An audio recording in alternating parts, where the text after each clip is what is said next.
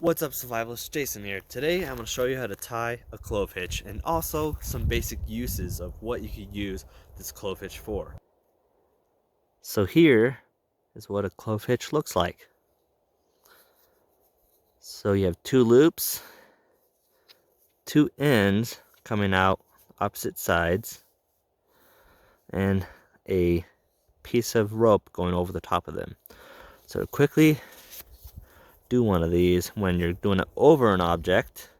So go over it one side, go over the top of that single rope, go underneath and put your running in through that second loop and tighten it down. And there you go. Quick and simple clove hitch. When it comes to the thinner pieces of like rope or string, I'll show you what happens.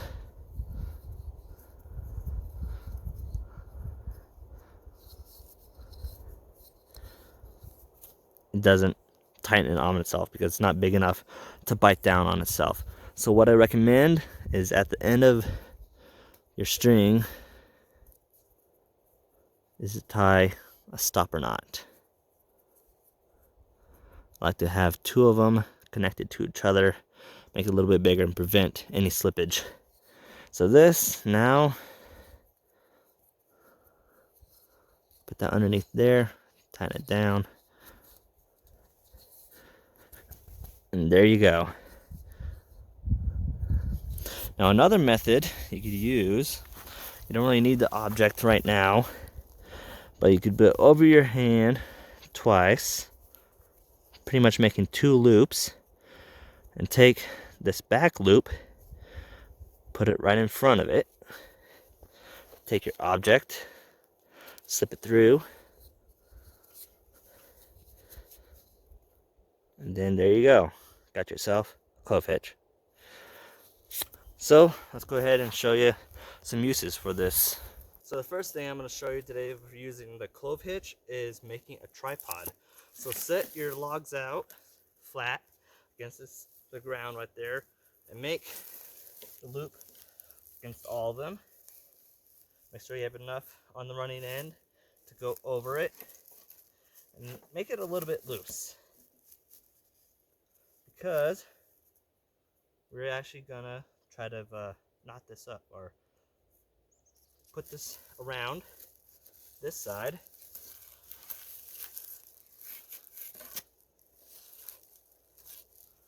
Then there you go. From here, just lash it around however that you want to. Make sure it is stable. And there you go. Got yourself a tripod. You have a fire underneath. Make something a bail and hang something over if you wanted to.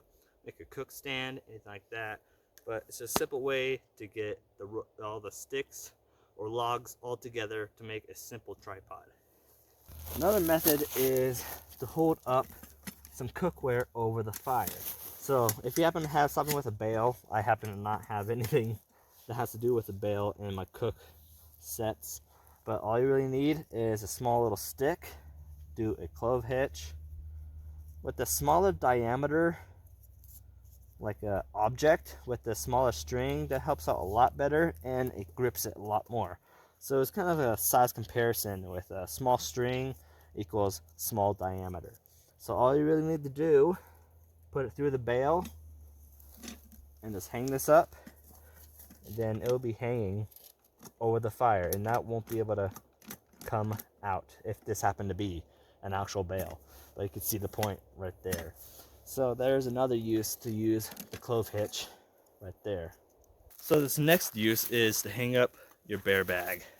What you need is a good sturdy stick, carabiner, and of course your rope. What you do first is tie on your carabiner at the very end of your rope using a clove hitch to tie it off, and throw it over. Sometimes just the carabiner alone won't be heavy enough to weigh it down if it gets caught up there. So make sure that you have enough rope to throw it over.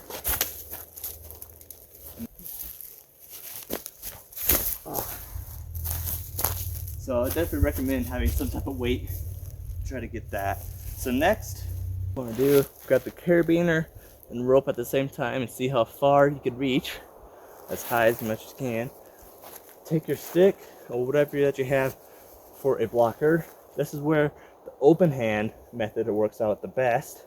Wrap it around.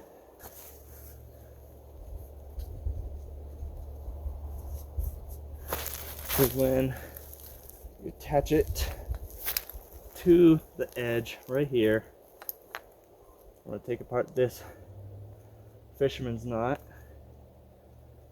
Tried this before. It wasn't recording. And I already cut the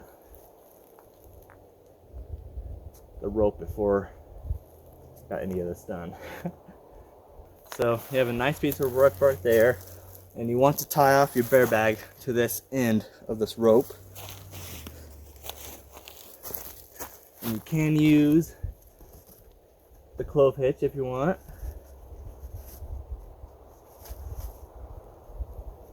But a simple knot will do. Just make it something that's going to be easy to take apart as well when it comes to breaking this down.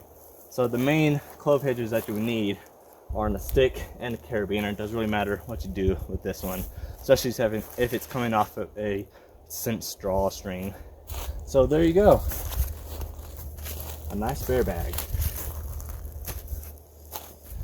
And to get it down, all you really need to do is undo the carabiner. And there you go. So there you go. That's how you tie a clove hitch, and a few uses that we use this out in an outdoor scenario. So I hope you learned something. I hope it was great information. I want to thank you all for watching. See you in the next one.